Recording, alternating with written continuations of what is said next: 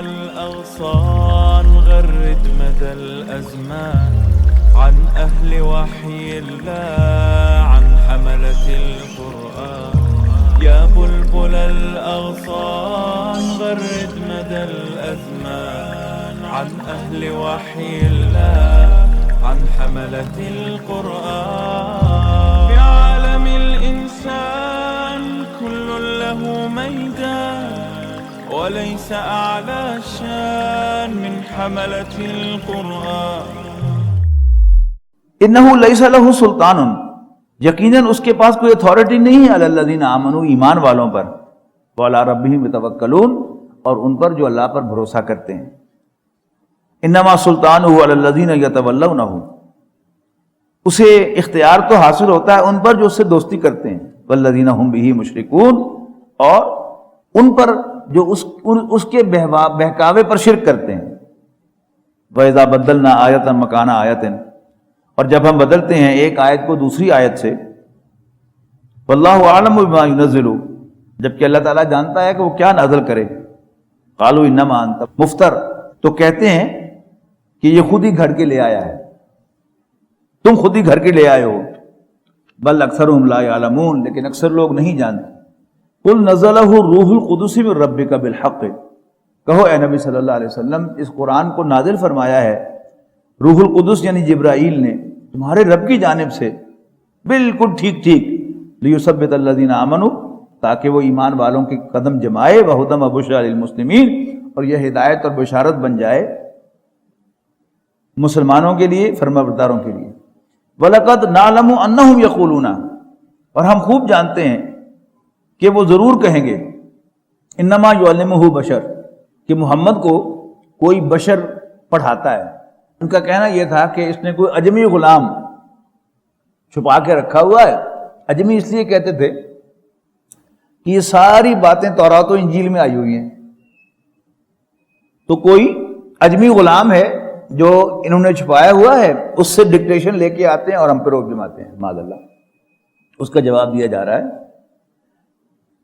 لسان الذی یلحدون الیہ اعجمی، اشارہ کرتے ہیں یہ جس کی طرف وہ اجمی ہے، وَهَذَا لِسَانٌ عَرَبِيٌّ مُبِينٌ، جبکہ یہ قرآن یہ فصیح عربی زبان کے اندر ہے۔ إِنَّ الَّذِينَ لَا يُؤْمِنُونَ بِآيَاتِ اللَّهِ، بے شک وہ لوگ کہ جو اللہ تعالیٰ کی آیات پر ایمان نہیں رکھتے، لا يَهْدِيهِمُ اللَّهُ، اللہ تعالیٰ انہیں گائیڈ نہیں کرے گا، وَلَهُمْ عَذَابٌ أَلِيمٌ، اور ان کے لیے ایک دردناک عذاب ہے۔ إِنَّمَا يَفْتَرِي الْكَذِبَ الَّذِينَ لَا يُؤْمِنُونَ بِآيَاتِ اللَّهِ، حقیقت یہ ہے کہ یہ گھڑتے ہیں جھوٹ وہ لوگ جو اللہ تعالیٰ کی آیات پر ایمان نہیں رکھتے،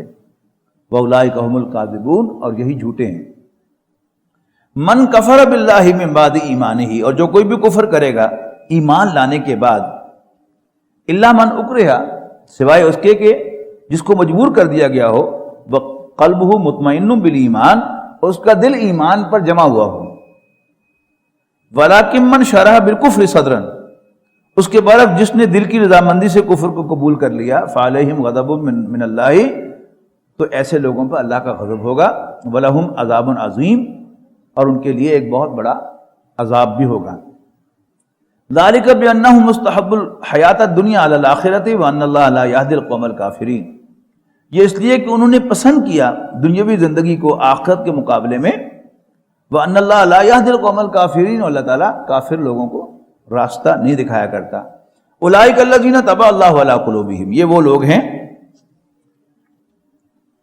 کہ جن کو دلوں کو اللہ تعالیٰ نے سیل کر رکھا ہے، اور ان کے کانوں کو بھی اور ان کی آنکھوں کو بھی، وَأُولَئِكَ هُمُ الْغَافِلُونَ، اور یہ بالکل غفلت میں پڑے ہوئے ہیں۔ لا جرم انہم فی الآخرۃ هم الخاسرون، حقیقت یہ ہے کہ یہ لوگ آخرت میں شدید خسارے سے دوچار ہوں گے۔ ثم ان ربک للذین ہاجروا من بعد ما فتنوا، بخلاف اس کے یقیناً تیرا رب ان کے حق میں جنہوں نے ہجرت کی، من بعد ما فتنوا، اس کے بعد کہ وہ آزمائش میں ڈالے گئے، ثم جاہدوا وصبروا، پھر انہوں نے جہاد کیا اور جھیلا اور برداشت کیا، ان ربک من بعدها لغفور رحیم، یقیناً ان آزمائشوں کے بعد تیرا رب بڑا بخشنے والا مہربان ہے۔ یوم تاتی کل نفس تجادل عن نفسها، وہ دن جس دن ہر شخص آئے گا اپنی طرف سے ڈیفینڈ کرتا ہوا،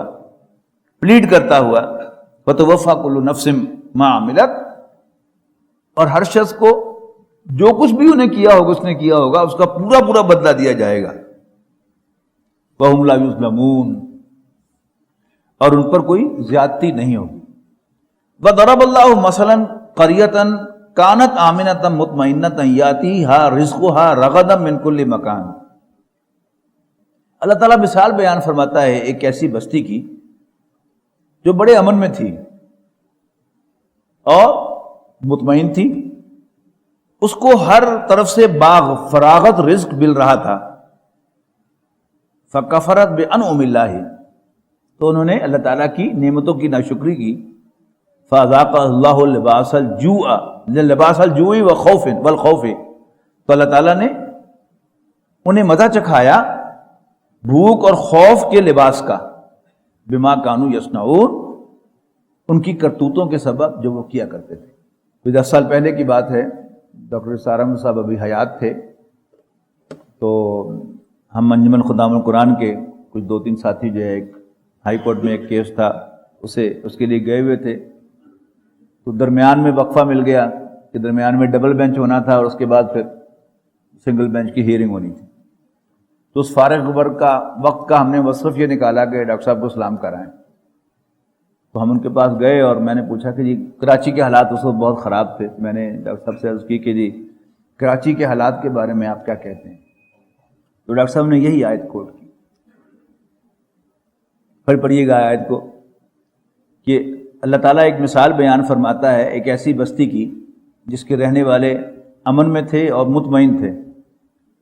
ہر طرف سے انہیں بافراغت رزق مل رہا تھا، لیکن انہوں نے اللہ تعالیٰ کی نعمتوں کی ناشکری کی، تو اللہ تعالیٰ نے انہیں بھوک اور خوف کا لباس پہنا دیا۔ یہ دونوں آپ غور کیجئے گا، ایک وقت تھا کہ پورے پاکستان سے لوگ کراچی چلے جاتے تھے تو وہاں اسے جاب بھی ملتی تھی، کام بھی ملتا تھا، اور دن رات اب جب بھی گھومیں پھریں سڑکوں پر کوئی خطرہ نہیں تھا۔ لیکن پھر ایک وقت آیا کہ وہاں پر بڑے بڑے اسٹیبلش جو کاروباری تھے وہ بھی واپس موو ہوئے پنجاب میں اور کے پی میں کیوں کہ وہاں بھتہ خوری شروع ہو گئی اور خوف، یہ دونوں جو ہیں وہ وہاں پر آئے۔ نتیجہ کیا تھا ڈاکٹر صاحب کے انالیسس کے مطابق کہ یہی وجہ ناشکری اللہ تعالیٰ کی۔ وَلَقَدْ جَاءَهُمْ رَسُولٌ مِّنْهُمْ، اور یقیناً آئے ان کے پاس ایک رسول انہی میں سے، فَكَذَّبُوهُ، تو انہوں نے اس کو جھٹلا دیا، فَأَخَذَهُمُ الْعَذَابُ وَهُمْ ظَالِمُونَ، تو آن پکڑا ان کو ایک عذاب نے ان کے ظلم کی وجہ سے۔ فَكُلُوا مِمَّا رَزَقَكُمُ اللَّهُ حَلَالًا طَيِّبًا، تو کھاؤ اس میں سے جو اللہ تعالیٰ نے تمہیں رزق دیا ہے حلال اور پاکیزہ، وَاشْكُرُوا نِعْمَتَ اللَّهِ، اور اللہ تعالیٰ کی نعمت کا شکر ادا کرو، ان کنتم ایاہ تعبدون، اگر تم واقعی اللہ تعالیٰ کے بندے ہو۔ انما حرم علیکم المیتۃ والدم ولحم الخنزیر وما اہل لغیر اللہ بہ، بے شک اللہ تعالیٰ نے تم پر حرام کر دیا ہے مردار، خون اور سور کا گوشت، اور جس کو غیر اللہ کی طرف نظر کیا گیا ہو۔ فمن اضطر غیر باغ ولا عاد، البتہ جو بھی مجبور ہو جائے بشرطے کہ اس کے دل میں بغاوت نہ ہو اور وہ جتنا جان بچانے کے لیے ضروری ہے اس سے زیادہ نہ کھائے۔ فإن اللہ غفور الرحیم، تو اللہ تعالیٰ بخشنے والا رحم فرمانے والا ہے۔ ولا تقولوا، اور مت کہہ دیا کرو، لما تصف السنتکم الکذب ھذا حلال وھذا حرام، اور نہ کہہ دیا کرو وہ تم ایسے ہی جو آ جائے تمہاری زبان پر جھوٹ موٹ کہ یہ حلال ہے اور یہ حرام ہے، لتفتروا علی اللہ الکذب، تاکہ تم اللہ تعالیٰ پر جھوٹ باندھو۔ یہ بڑی اہم بات ہے کہ حلال و حرام، یہ بڑی اہمیت کی بات ہے، ایک لائن ہے کہ اس کے ادھر حلال ہے، اس کے ادھر حرام ہے۔ اسی طرح فرض اور اس کے مقابلے میں نفل، یہ اہل علم جو ہیں ان کے سوچنے کی چیزیں ہیں، ان کے طے کرنے کی چیزیں ہیں۔ تو ایسے ہی یعنی کوئی اصطلاح دین کی استعمال کرنا کہ نہیں یہ حرام ہے، آپ یہ تو کہہ سکتے ہیں کہ یہ پسندیدہ نہیں ہے، لیکن کسی چیز کو حرام کہنے کے لیے آپ کے پاس کوئی دلیل، کوئی اتھارٹی، کوئی ثبوت ہونا چاہیے، اس کے بغیر آپ نہیں کہہ سکتے۔ اسی طرح دین کی بہت سی باتیں ہیں، اور کسی بات کو ایسے ہی فرض کہہ دینا، یہ کیا ہی غیر ذمہ داری کی بات ہے۔ ان الذین یفترون علی اللہ الکذب لا یفلحون، یقیناً وہ لوگ جو اللہ پر جھوٹ باندھتے ہیں وہ فلاح نہیں پائیں گے۔ متاع قلیل،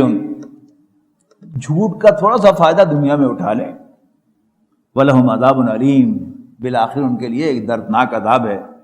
وَعَلَى الَّذِينَ هَادُوا حَرَّمْنَا مَا قَصَصْنَا عَلَيْكَ مِنْ قَبْلُ، اور وہ لوگ کہ جو اپنے آپ کو یہودی کہتے ہیں،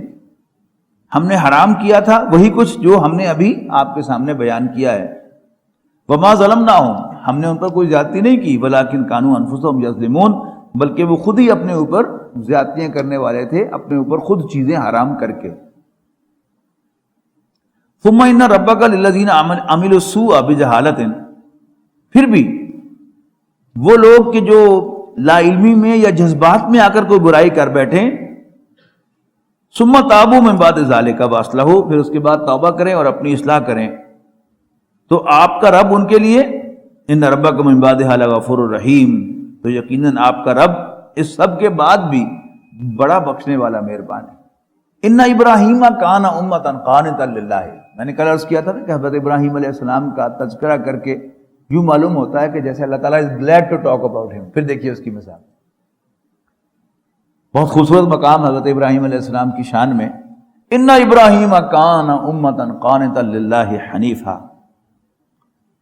حقیقت یہ ہے کہ ابراہیم اپنی ذات میں پوری ایک امت تھا، قانتا للہ حنیفا، یکسوئی کے ساتھ اللہ تعالیٰ کا فرمانبردار، ولم یکن من المشرکین، اور وہ ہرگز مشرکوں میں سے نہیں تھا، شاکرا لانعمہ، اللہ تعالیٰ کی نعمتوں پر شکر ادا کرنے والا، اجتباہ وہداہ الی صراط مستقیم، اللہ تعالیٰ نے اس کو منتخب فرمایا اور ان کو سیدھی راہ پر ڈالا۔ وآتیناہ فی الدنیا حسنہ، جو لوگ کل جمعے میں شریک تھے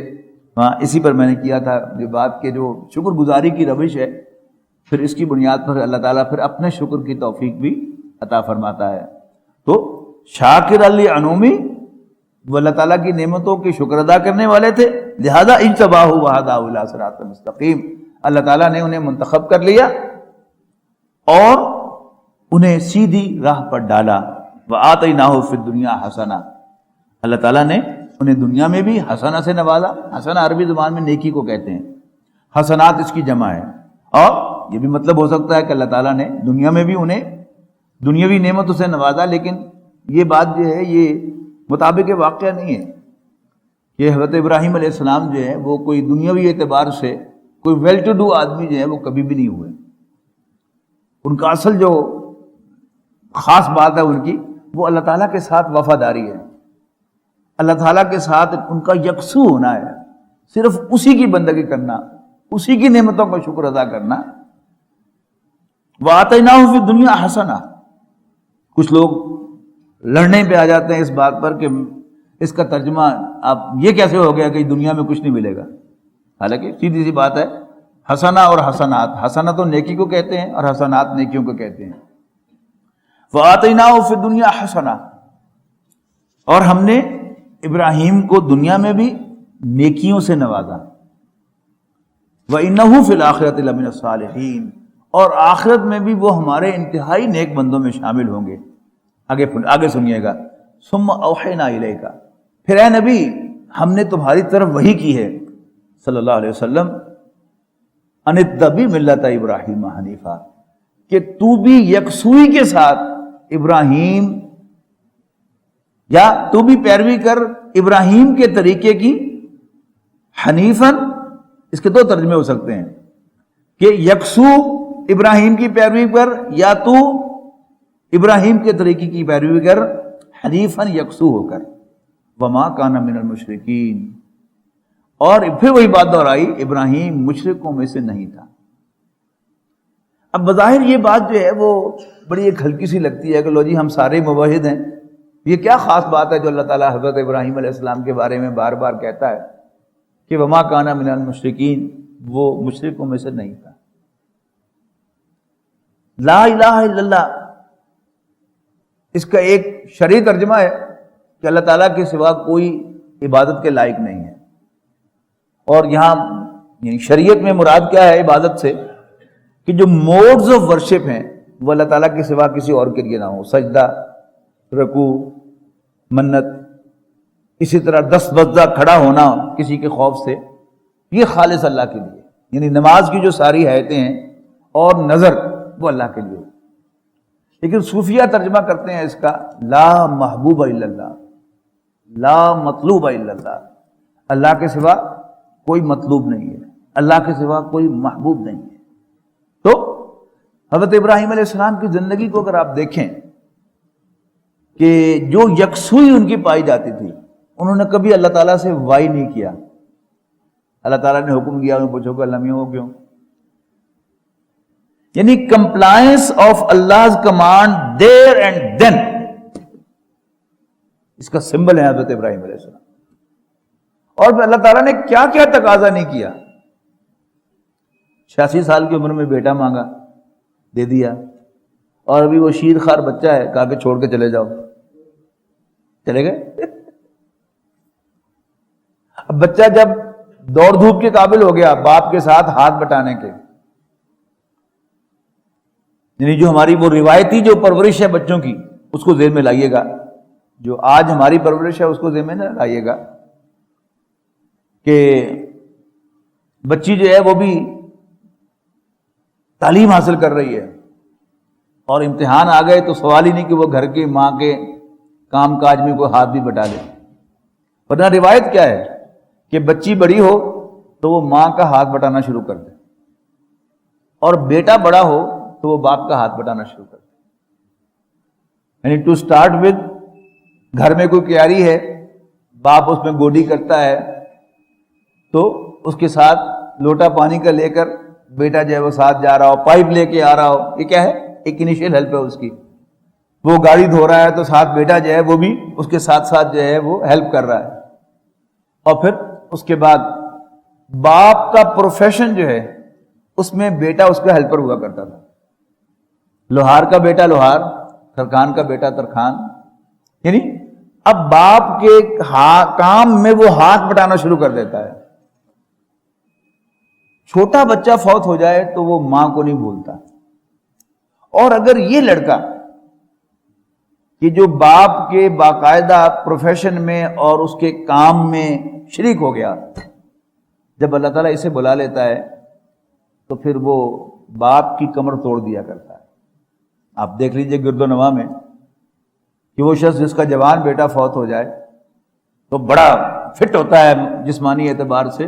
لیکن پھر وہ ایسے ڈلتا ہے جس کا تصور بھی نہیں کیا جا سکتا۔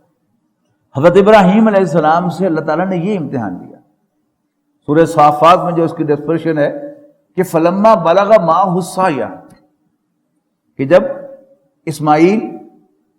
علیہ السلام باپ ابراہیم علیہ السلام کے ساتھ دوڑ دھوپ کے قابل ہو گئے، قال انی اری فی المنام انی اذبحک، تو حضرت ابراہیم نے کہا بیٹا میں خواب میں دیکھتا ہوں کہ میں تمہیں ذبح کر رہا ہوں، بتاؤ تمہارا کیا خیال ہے؟ یعنی نہ نہیں، صرف پوچھا کہ تم میرے ساتھ تعاون کرو گے یا میں نے تو کرنا ہی کرنا تمہیں ذبح؟ انہوں نے کہا ابا جان افعل ما تؤمر، جو حکم ہوا ہے کر گزری ہے، یا رہا میں ستجدنی انشاءاللہ من الصابرین، مجھے آپ صبر کرنے والوں میں پائیں گے۔ تو یہاں حضور صلی اللہ علیہ وسلم سے کہا جا رہا ہے کہ ثم اوحینا الیک، اے نبی ہم نے آپ کی طرف وحی کی ہے، ان اتبع ملت ابراہیم حنیفہ، کہ آپ پیروی کریں ابراہیم یکسو کے دین کی، یا ابراہیم کے دین کی حنیفاً یکسو ہو کر، وما کان من المشرکین، اور میرا یہ بندہ مشرک نہیں تھا۔ اسی طرح اللہ تعالیٰ پر ڈیپینڈ کرنا، ہم سب کہتے ہیں اللہ تعالیٰ پر بھروسہ کرنا چاہیے، لیکن اللہ تعالیٰ کے بھروسے کا شاید ہمیں مطلب بھی پتہ نہیں ہے، واٹ ڈز اٹ مین۔ حضرت ابراہیم علیہ السلام کو جب مجریق میں باندھ کر آگ میں پھینکا جا رہا تھا راستے میں جبرائیل علیہ السلام حاضر ہوئے کہ میرے حضرت سے حضرت ابراہیم نے جبرائیل سے کہا کہ میرے رب کو خبر ہے نا میری؟ تو جبرائیل علیہ السلام نے کہا شور. انہوں نے کہا جا پھر تو کم کر اپنا. Who are you then؟ یعنی مدد کی آفر کرنے والے جبرائیل تھے. اور محاورہ ہے ہماری زبان کا کہ ڈوبتے کو تنکے کا سہارا. یہاں تنکا نہیں تھا، جبرائیل تھا. لیکن ما کان من المشرکین، میرا یہ بندہ ہرگز مشرک نہیں تھا، میرے ساتھ کسی اور کو شریک نہیں کرتا تھا، نہ حکم کی بجاوری میں اور نہ ڈیپینڈ کرنے میں. میں اسے بچا سکتا ہوں، اسے اتنا یقین تھا کہ وہ جبرائیل سے بھی ہیلپ لینے کو تیار نہیں ہے. انما جعل السبت علی الذین اختلفوا فیہ، حقیقت یہ ہے کہ نافذ کیا گیا تھا ہفتے کا دن سبت ان لوگوں پر جنہوں نے اختلاف کیا تھا. وَإِنَّ رَبَّكَ لَيَحْكُمُ بَيْنَهُمْ يَوْمَ الْقِيَامَةِ، اور یقیناً آپ کا رب فیصلہ فرمائے گا ان کے درمیان قیامت کے دن فیما کانوا فیہ یختلفون، ان تمام امور میں جن میں وہ اختلاف رکھتے ہیں. ادعو الی سبیل ربک بالحکمۃ والموعظۃ الحسنۃ وجادلھم باللتی ہی احسن، بلا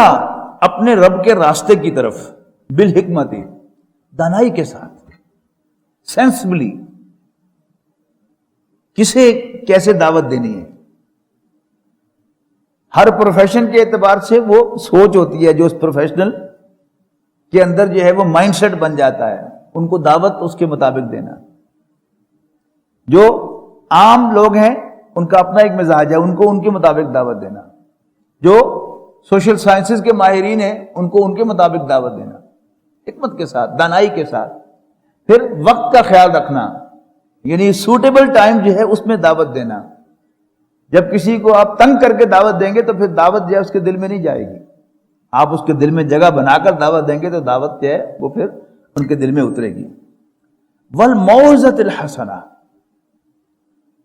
اچھا واعظ کہہ کر. یہ واعظ کیا ہے؟ یہ سورہ یونس میں آپ کو بتا چکا ہوں کہ قرآن مجید کو واعظ کہا گیا ہے. یہ جو سارے مونولوگز ہیں، خطاب، تقریر اور لیکچر، ٹاک، ٹیچنگ، اور پھر انہی میں سے کیا ہے؟ واعظ. خطاب کیا ہوتا ہے کہ آپ ایک آڈینس سے مخاطب ہیں اور ایک بیک گراؤنڈ ہے پیچھے. ایک خطیب جو ہے ممبر پر کھڑا ہوتا ہے اور وہ کلنٹن کے کسی جملے کو، پرائم منسٹر کے کسی جملے کو حوالہ بنا کر کوئی کامنٹ کرتا ہے، آپ کو گائیڈ کرتا ہے. آپ سمجھ جاتے ہیں کہ وٹ ہی از سیئنگ، آپ کے ان کے درمیان ایک کمیونیکیشن ہے. لیکچر کیا ہوتا ہے کہ آپ ایک موضوع پر مکمل معلومات جو ہے وہ فراہم کرتے ہیں، ایک طرف سے بات کو شروع کرتے ہیں اور پھر پوری طرح اس کو پھیلا کر اس کو اینڈ پہ لے کے آتے ہیں.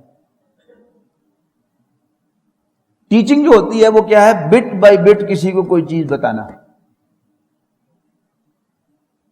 واعظ کیا ہے؟ خواہ آپ کا علم کامل نہ ہو، خواہ آپ کے جملے درست نہ ہو، خواہ آپ کے الفاظ اپروپریٹ نہ ہوں، لیکن جو بات آپ کہہ رہے ہوں وہ دل کی گہرائیوں سے نکل رہی ہو، اور اگر سننے والا بھی کھلے دل کے ساتھ بیٹھا سن رہا ہو تو وہ بات سیدھی اس کے دل میں اتر جائے، تو اسے کہتے ہیں واعظ. انبیاء کرام کی اگر آپ تاریخ دیکھیں گے، خود نبی اکرم صلی اللہ علیہ وسلم کے خطبات کو آپ دیکھیں، آپ کوئی ایک بھی لیکچر رسول اللہ صلی اللہ علیہ وسلم سے ثابت نہیں کر سکتے کہ آپ نے کسی ایک موضوع پر ایک مکمل خطاب فرمایا ہو. نو وے. آپ کے واعظ ہیں، انبیاء کرام کے واعظ ہیں. اور پھر اس میں دوسری بات نوٹ کرنے کی کیا ہے کہ انبیاء کرام ہمیشہ قوم سے خطاب کرتے ہیں. جو اسپیشلائزڈ لوگ ہیں، ملأ الذین کفروا، کافروں کے سردار، آج وہ سارے کافر جو ہیں ان کے سپوکس مین جو ہیں وہ دانشور ہیں، شو کالڈ انٹلیکچوئلز. تو انبیاء کرام دانشوروں سے خطاب نہیں کرتے، لوگوں سے خطاب کرتے ہیں عام فہم زبان میں. سیدھی سیدھی بات ہے، جو بھی کھلے دل کے ساتھ سنے گا اس کے دل میں اتر جانے والی بات ہے. تو اللہ کے راستے کی طرف بلاؤ حکمت کے ساتھ، دانائی کے ساتھ، والموعظۃ الحسنہ، اور اچھے واعظ کے ساتھ، دل میں اتر جانے والی بات کے ساتھ،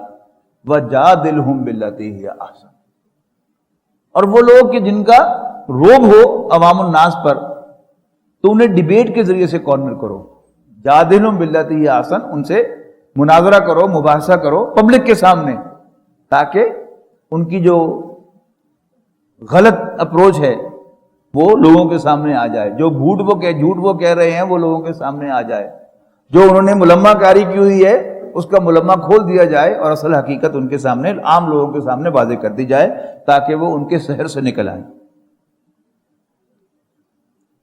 مجادلہ بھی وہ جو اچھے طریقے سے ہو، سب سے اچھا ہو، یعنی وہ جو ہمارے پروفیشنل مناظرے ہیں وہ نہیں، ایک بڑا ڈیسنٹ مناظرہ، مقصد کیا ہو کہ جو پبلک کے اوپر انہوں نے سحر ڈالا ہوا ہے بس اس سحر کو اتارنا اور پبلک کے سامنے حقیقت کو کھول کر رکھ دینا۔ ان ربک هو اعلم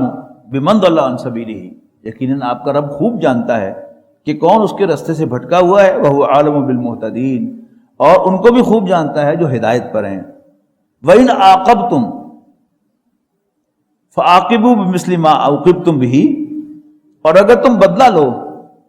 تو تکلیف پہنچاؤ اسی قدر جس قدر تکلیف تمہیں پہنچائی گئی ہو۔ وَلَئِنْ صَبَرْتُمْ، لیکن اگر تم جھیلو اور برداشت کرو، یعنی بدلہ نہ لو لَهُوَ خَيْرٌ لِّلصَّابِرِينَ، تو یہ بہتر ہے صبر کرنے والوں کے لیے۔ وَاصْبِرْ، اور اے نبی صبر کر، آپ صبر کیجئے، وَمَا صَبْرُكَ إِلَّا بِاللَّهِ، اور یقیناً آپ کا صبر اللہ تعالیٰ ہی کی توفیق سے ہوگا، اللہ ہی کے لیے ہوگا۔ وَلَا تَحْزَنْ عَلَيْهِمْ، اور ان پر غم نہ کھاؤ۔ وَلَا تَكُ فِي ضَيْقٍ مِّمَّا يَمْكُرُونَ، اور ان کی چال بازیوں پر جو وہ کر رہے ہیں تنگ دل نہ ہو۔ ان اللہ مع الذین اتقوا، بے شک اللہ تعالیٰ تو متقیوں کے ساتھ ہے، والذین هم محسنون، اور ان سے جو احسان کی روش اختیار کرتے ہیں۔ وَلَقَدْ يَسَّرْنَا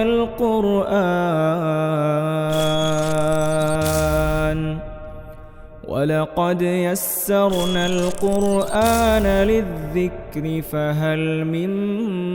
مُّدَّكِرٍ